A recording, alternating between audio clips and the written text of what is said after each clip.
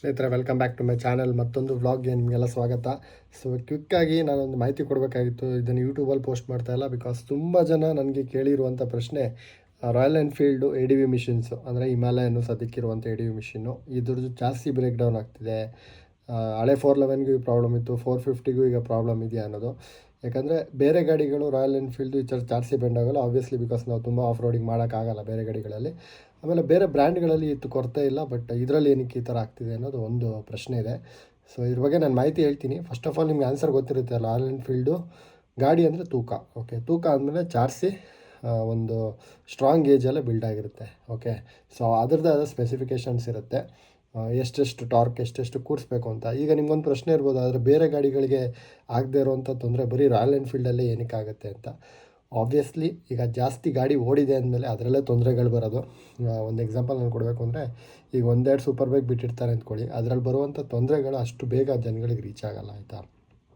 ಅದೇ ಮಾರ್ಕೆಟಲ್ಲಿ ಗಾಡಿ ತುಂಬ ಓಡಿದೆ ಅಂತ ಅಂದರೆ ಒಂದು ಏನಾದರೂ ಇಶ್ಯೂ ಆದರೆ ಅದು ದೊಡ್ಡದಾಗ್ಬಿಡುತ್ತೆ. ಈಗ ನೀವು 250 ಯಾವುದೋ ಒಂದು ಬೇರೆ ಗಾಡಿ ತುಂಬ ಓಡದೇ ಇರೋದು ನೀವು ಇಶ್ಯೂಸ್ ತೊಗೊಂಡ್ರು, ಅದು ಯಾವಾಗಲೂ ಕಸ್ಟಮರ್ ಟು ಸೇಲ್ಸು ಅಥವಾ ಸರ್ವಿಸಲ್ಲೇ ಮಣ್ಣು ಅಥವಾ ಅಲ್ಲಿಂದ ಅಲ್ಲಿಗೆ ನಿಲ್ಲಾಗ್ಬಿಡುತ್ತೆ.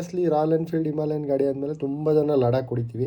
ಸೊ ಅದರಲ್ಲಿ ಒಂದು ನೆಗೆಟಿವ್ಸ್ ಏನಂದರೆ ನಾವು ಕಸ್ಟಮರ್ಸ್ ಮಾಡುವಂಥ ತಪ್ಪಿದೆ. ಸೊ ಅದೇನು ಅಂತ ನಾನು ನಿಮ್ಗೆ ಹೇಳ್ತೀನಿ. ಆಗಲೇ ಹೇಳ್ದಂಗೆ ಸ್ನೇಹಿತರೆ, ಇದ್ರದ್ದು ಗೇಜ್ ನೋಡಿ, ಈ ಮೆಟಲ್ ಟ್ಯಾಂಕ್ಗಳು ಈ ಫ್ರೇಮಿಂಗ್ ಮೇಲೆ ಕೂತಿದೆ ಅಂದಮೇಲೆ ಆಬ್ವಿಯಸ್ಲಿ ಈ ಇರುವಂಥ ಚಾರ್ಸಿಗೆ ಆಲ್ರೆಡಿ ಲೋಡ್ ಬೀಳ್ತಾ ಇದೆ. ಇಲ್ಲಿಂದ ಏನೋ ಒಂದು ಆಫ್ಟರ್ ಮಾರ್ಕೆಟ್ ಹಾಕ್ಸ್ತೀವಿ. ನಾನು ಹಾಕ್ಸಿರೋದು ರಾಯಲ್ ಎನ್ಫೀಲ್ಡು, ಇದ್ರದ್ದು 60 Nm ಟಾರ್ಕ್ ಇಡಬೇಕು. ನಾವು ಆಚೆ ಕಡೆ ಹಾಕ್ಸ್ದಾಗ ಏನಾಗುತ್ತೆ, ಫಸ್ಟ್ ಆಫ್ ಆಲ್ ಅದ್ರ ಗೇಜ್ ಜಾಸ್ತಿ ಇರುತ್ತೆ, ಇಲ್ಲಿ ಟಾರ್ಕ್ ನಾವು ಅದ್ರಿಗೆ ಬೇಕಾಗಿ ಸೆಟ್ ಮಾಡಲ್ಲ. ಕಂಪ್ನಿ ಅಂತೂ ನೀವು ಆಫ್ಟರ್ ಮಾರ್ಕೆಟ್ ಹಾಕಿದಾಗ ಎಷ್ಟು ಟಾರ್ಕ್ ಸೆಟ್ ಮಾಡಬೇಕು ಈ ಪ್ರತಿ ಬೋಲ್ಟ್ಗೂ ಅನ್ನೋದು ಹೇಳಲ್ಲ. ಸೊ ಅವರೇನೋ ರ್ಯಾಂಡಮಾಗಿ ಕೂರಿಸ್ತಾರೆ, ಆವಾಗ ಇಲ್ಲಿಗೆ ಲೋಡ್ ಬೀಳುತ್ತೆ. ಸೊ ನೀವು ಮೇನ್ ಕಟ್ಟಾಗೋದು ಬಂದ್ಬಿಟ್ಟು ಇದು ಇಲ್ಲಿ ಎಂಟೈರ್ ಬಾಡಿ. ನೀವೇನೋ ಕಾರ್ ಮ್ಯಾನುಫ್ಯಾಕ್ಚರಿಂಗ್ ನೋಡ್ತಾ ಇದ್ದರೆ ಎಂಟೈರ್ ಚಾರ್ಸಿ ಅದಾದಮೇಲೆ ಬಾಡಿ ಕೂರಿಸ್ತಾರೆ. ಸೊ ಎಲ್ಲ ತೂಕ ಇದ್ರ ಮೇಲೆ ಬಿದ್ದಿರುತ್ತೆ. ಏನು ಮಾಡ್ತೀವಿ ನಾವು ಇಲ್ಲಿಗೆ ಲೋಡ್ ಕೂರಿಸಿದಾಗ ಹಂಗಾಗುತ್ತೆ. ಸೊ ಬೇಸಿಕಲಿ ನನ್ನ ರೆಕಮೆಂಡೇಷನು, ನೀವು ಕ್ರ್ಯಾಶ್ ಕಾರ್ಡ್ ಹಾಕ್ಸ್ಕೋಬೇಕಾದ್ರೆ ಕಂಪ್ನಿದು ಹಾಕ್ಸ್ಕೊಳ್ಳಿ. ಆಮೇಲೆ ಇದಕ್ಕೂ ಏನು ಸ್ಲೈಡರ್ಸ್ ಹಾಕ್ಸೋದಾಗಲಿ ಬೇರೆ ಯಾವುದೋ ಬ್ರ್ಯಾಂಡದ್ದು ಹಾಕ್ಸ್ಕೊಂಡು ಮತ್ತೆ ತೂಕ ಅಡ್ಜಸ್ಟ್ ಮಾಡೋಕ್ಕೆ ಹೋಗಬೇಡಿ. ಇನ್ನು ಹೇಳ್ಬೋದು ನೀವು ಗೇಜ್ ಇದೆ ಅದಕ್ಕೆ ಟಾರ್ಕು ಕರೆಕ್ಟ್ ಕಂಪ್ನಿ ಹೇಳೋಷ್ಟೇ ಕೂರಿಸಿದ್ದೀವಿ ಅಂತ, ಅದು ಮಾಡಿದ್ರೂ ಆಗೋಲ್ಲ. ಬಿಕಾಸ್ ಕಂಪ್ನಿ ಹೇಳೋದು ಟಾರ್ಕ್ ಸೆಟ್ಟಿಂಗ್ಸು ಇದ್ರದ್ದು ಸೀರೀಸ್ಗೆ ಮಾತ್ರ.